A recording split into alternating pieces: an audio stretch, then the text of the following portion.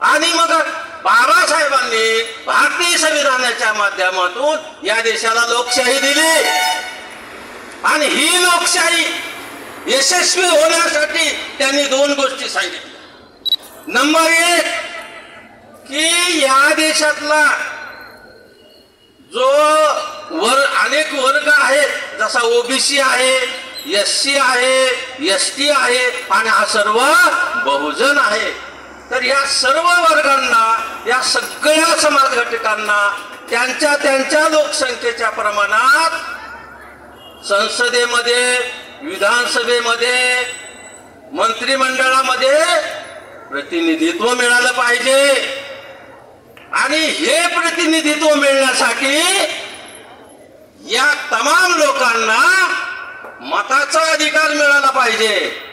या दोन गोष्टीवर लोकशाही टिकत आणि ते बाबासाहेबांनी केलं। 1929 त्यांनी 18 पगड जातींना सोबत घेऊन स्वराज्याची निर्मिती केली। त्या शिवाजी महाराजांचा आम्ही साथ दिली। आज जे धनधानगे लोक आहेत ते शिवाजी महाराजांचा केवळ राजनीती उपयोग करत आहेत, खोट्या राजनीती करून त्यांचा नावाचा उपयोग करत आहेत, त्यांच्या विचाराचं आणि त्यांना जे पाहिजे होतं ते काम नाही करत। शिवाजी महाराजांना आपल्या राज्यामध्ये ती जनता पाहिजे होती सुखी काय आहे। शिवाजी महाराजांचं नाव घेणाऱ्यांनो बघा तुमच्या राज्यामध्ये काय चाललंय। दिवसा ढवळ्या महिलांवर अत्याचार होत आहेत, शेतकरी देशोधडीला लागलेत, आत्महत्याचं प्रमाण वाढलं या देशामध्ये।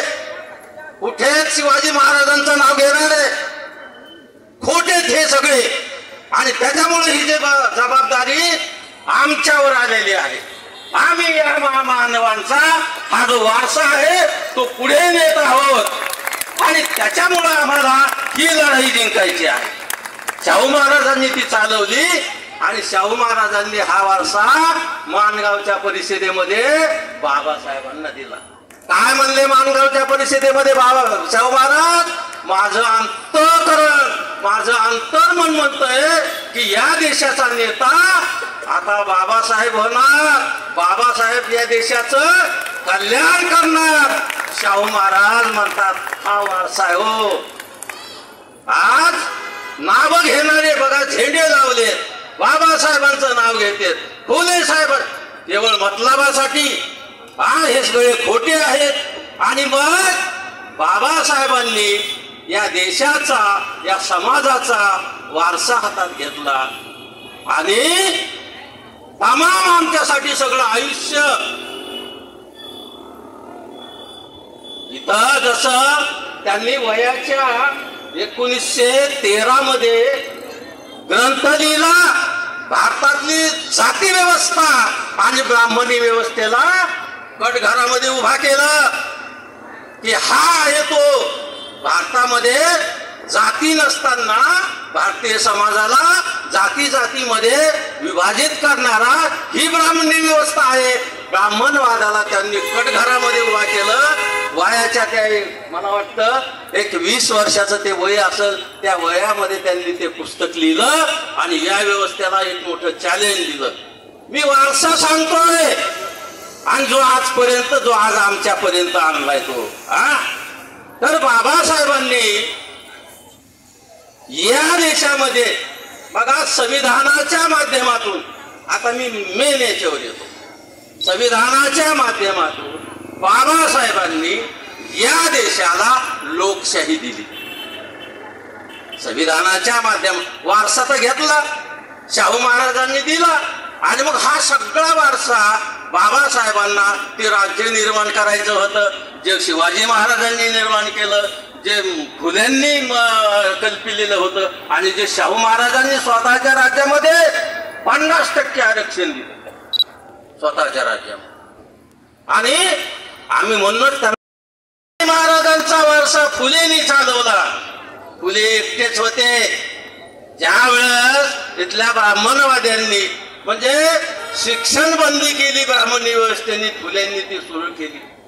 भारत स्वतंत्र होण्याच्या 100 वर्ष अगोदर फुलेंनी आम्हाला ज्या व्यवस्थेने आम्हाला शिक्षण बंद केलं, फुलेंनी ते आम्हाला सुरू केलं. ब्राह्मणांनी त्रास दिला, त्यांच्या वडिलांना धमक्या दिल्या, गोविंदा बघ तुझा मुलगा धर्माच्या विरोधात जात आहे, याचे वाईट परिणाम होतील. त्यावेळेस गोविंदरावला प्रश्न पडला, त्यांच्यावर दबाव आला. ते काय म्हणतात ज्योतिबाला, ज्योतिबा तुझे काम हाती घेतलंस ते सोड, नाही तर घर सोड. ज्योतिबाने घर सोडलं. सोबत कोण आलं? केवळ त्यांची बायको आली, सावित्री आली. कोणासाठी? आमच्यासाठी. हा वारसा सांगतोय आणि हा मला पुढे न्यायचा म्हणून सांगतोय की ही लढाई. ज्योतिबा सावित्रीला घेऊन घर सोडलं, परंतु हाती घेतलेलं काम सोडलं नाही. हा महान वारसा आहे आमच्या सोबत, खोट्याचा नाही हो, सगळं खरं आहे आणि तो पुढे न्यायचा आहे. आणि परंतु ज्योतिबा फुलेंनी शिक्षणही दिलं, आम्हाला शहाणही केलं, याच्या विरोधात तयारही केलं आणि तो वारसा पुढे शाहू महाराजांनी चालवला. हा शाहू आम्हाला ही लढाई कशी पुढे न्यायची.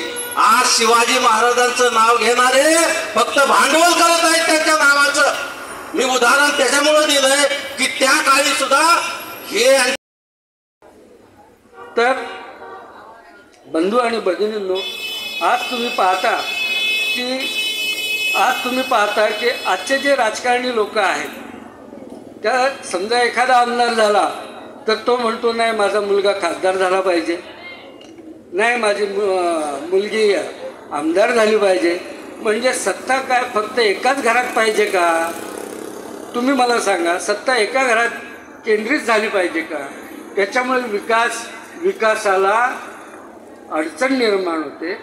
सत्तेचं विकेंद्रीकरण झालं पाहिजे.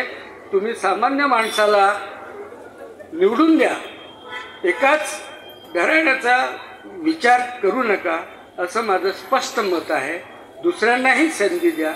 आता काँग्रेस म्हणा किंवा भाजप म्हणा, या एकाच नाण्याच्या दोन बाजू आहेत. एक तुम्हाला स्पष्टपणे नजरेत दिसते, एक तुम्हाला इनडायरेक्टली हळूहळू कमजोर करते.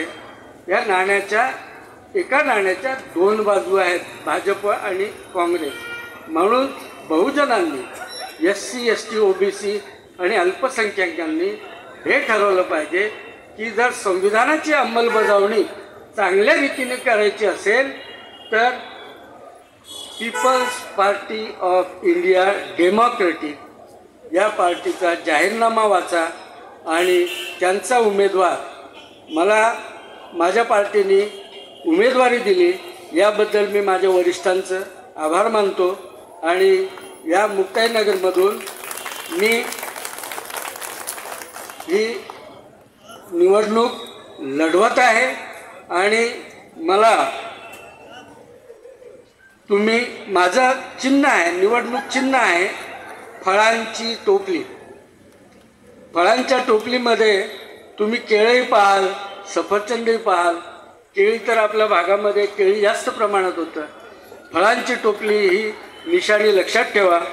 माझा अनुक्रमांक आहे 5 आणि प्रचंड बहुमतांनी तुम्ही मला निवडून द्याल अशी मी अपेक्षा करतो आणि तुम्हाला विनंती करतो की इथून मला तुम्ही निवडून द्या.